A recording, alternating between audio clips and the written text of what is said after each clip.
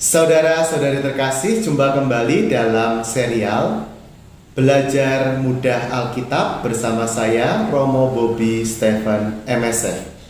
Hari ini kita akan mendalami Injil Yohanes bab 3 yang memuat, kalau kita baca dengan cermat, dua perikop yang hanya ada di dalam Injil Yohanes. Perikop yang pertama adalah percakapan Yesus dengan Nikodemus.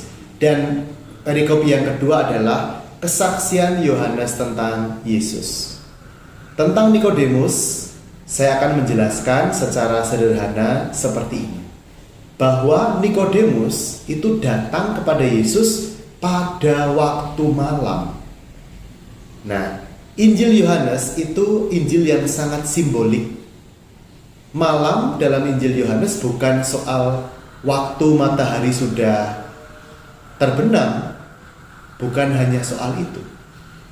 Tetapi malam itu menyimbolkan lawan dari terang. Ya. Jadi kalau Nikodemus datang pada waktu malam, itu dia kenapa datang pada waktu malam? Karena dia menyadari kalau dia datang di waktu siang, dia akan dilihat oleh orang banyak. Padahal dia seorang pemimpin Yahudi yang diharuskan atau dianggap tidak perlu mendengarkan Yesus yang dianggap sebagai bid'ah pada zamannya, sebagai Mesias yang palsu dan sebagainya. Tetapi pada waktu malam, Nikodemus mau datang berguru kepada Tuhan Yesus. Dan pengajaran Yesus pun luar biasa membingungkan bagi dia.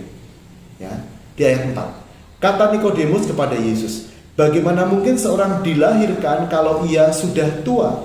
Dapatkah ia masuk kembali ke dalam rahim ibunya dan dilahirkan lagi?" Jawab Yesus, "Sesungguhnya aku berkata kepadamu, jika seseorang tidak dilahirkan dari air dan roh, ia tidak dapat masuk ke dalam kerajaan Allah."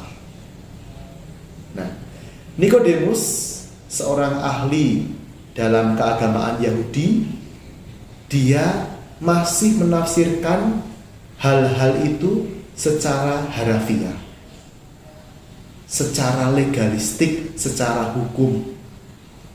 Pengajaran Yesus bahwa orang harus lahir kembali dipahami oleh Nikodemus sebagai sebuah perintah untuk masuk kembali ke dalam kandungan ibu. Jadi orang yang sekelas Nikodemus pun itu masih jatuh kepada kedangkalan rohani. Ya. Yesus mengajak dia untuk mendalami makna di balik sebuah ritus atau di sebuah peristiwa liturgis. Ya.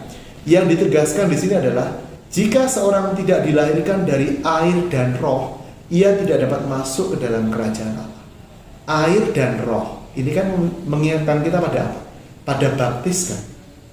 Ya. Jadi pentingnya baptis itu ditekankan Yesus dalam ayat 5 dari Yohanes bab 3 ini. Ya. Kemudian perikop yang kedua, kesaksian Yohanes tentang Yesus. Ayat yang mengesan adalah ini. Ayat 30. "Ia harus makin besar, tetapi aku harus makin kecil." Yohanes, meskipun dia adalah tokoh rohani yang luar biasa pada masanya, banyak orang datang berguru kepada dia. Dia menyepi di padang gurun, tetapi orang datang mendengarkan pengajaran dia. Banyak orang bahkan menjadi juga murid Yohanes.